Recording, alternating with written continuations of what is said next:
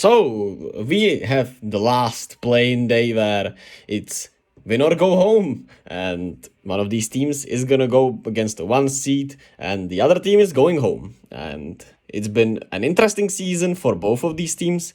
Rather kind of disappointing after last year, but the Bulls have at least brought some hope into this. Into the fans a little bit, I suppose. Even though of course, when you look into the future, it's a little bleaker, but in the end, we're living in the now, and that's what we should focus on. And the Bulls have been playing really well, and the Miami Heat have not.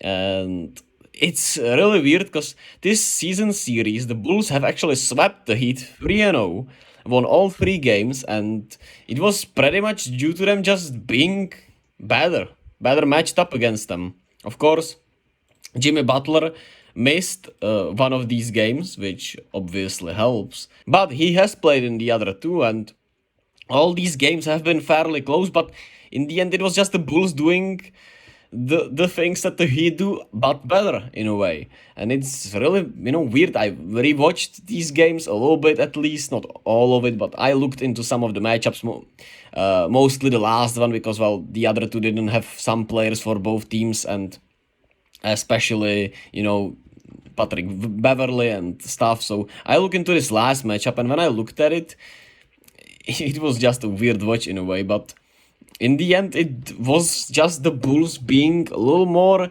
cohesive in the clutch, a little more hustling, and at the end of the day, just a little more physical and better defensively than Miami.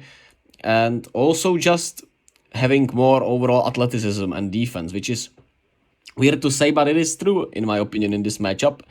And of course, what doesn't help the Heat is that they have some of the most inconsistent players from the outside. They have some of the most inconsistent defense.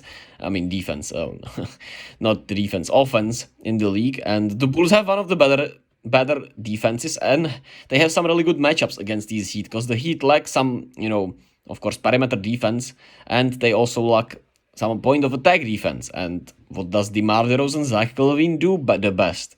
Attack those mismatches, attack these point of attack defenders, attack these, mid-range spots where the Heat, of course, struggle defensively.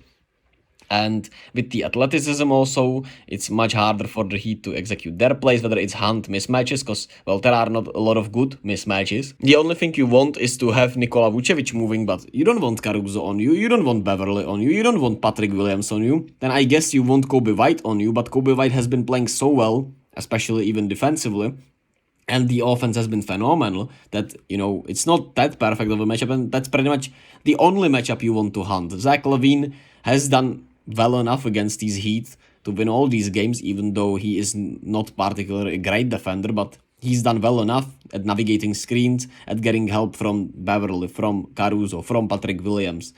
And I just feel like this matchup is so good for the Bulls for some reason, right? And while the Heat certainly do have a chance, and I think it boils down to if the Heat have enough energy and have enough belief in the end. Because I can sense some belief from Jimmy Butler, but from anyone else, I don't see that hunger, I don't see that willingness to win, just that fight and willing us to victory, right? And I know, man, it's just casual. I could give you more numbers, and I could look at more numbers, and I do like the numbers. I do like to look at the numbers also, because, I like to see some numbers and some facts. I love statistics, funny enough, right? But in the end, sometimes it's all about just you watching the game, and you're like, man, it just feels like the Bulls are kind of a better version of the Heat in a way. Even though the record doesn't suggest it, even though the experience somewhat doesn't suggest it, it just feels like it to me. And I can explain it. And at the end of the day, however you feel is the most important thing. And that's just how I feel about this matchup. One thing that does scare me is that the Bulls have won these three games, and it feels like, man, maybe it's Miami's time to win one of those games, right? Maybe Bam Adebayo will be aggressive enough. They need to feature him more offensively. They just need to force him to be more more of a factor offensively, because his defense can be just spectacular, especially when you look at that Atlanta game. These in that second half and in that third quarter, he was spectacular for a lot of the time defensively. But it got overshadowed by how poorly he played the other 2 quarters and how uninvolved he was offensively. Tyler Hero, I don't know what you want from Tyler Hero. You just need him to not turn the ball over as much as he has done from time to time, I suppose.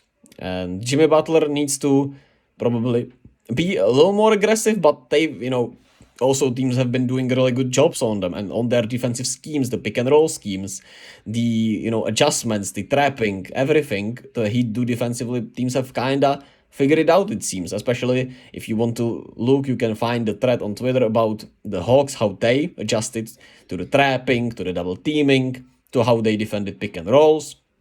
It's an intriguing and insightful thread about these matchups. And I don't know, I just feel like the Heat have been kind of figured out, and I just feel like they don't have anything left in the tank. So I'm just gonna go with my, not gut, but I'm just gonna go with the Bulls. And I wouldn't be surprised if the Heat won, but I think both of these teams are getting smoked in round one, whether they win a game or not, which they could, because Milwaukee likes to kind of goof around in the first round, it appears, especially last year. If you remember, they lost game 1 to Chicago. So, yeah, that's that about this, I suppose. There's not much more to add here, because there's not much more to talk about. Of course, if the Heat role players get hot, which they can, certainly, but it's not been consistent enough to believe in these role players, and you just have no belief in anyone else than Jimmy Butler, really, on this roster. I somewhat have a belief in Tyler Hero, because I feel like he has shown up at least offensively, but turnovers and defense has killed him. And I do believe in Bam Adebayo some way, but I also think he's not assertive enough.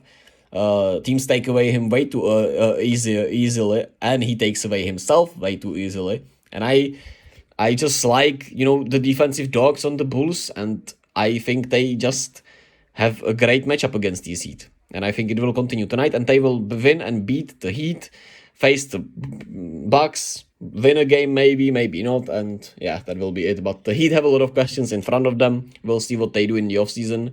But yeah, that's how it will end this season. It's very, very disappointing.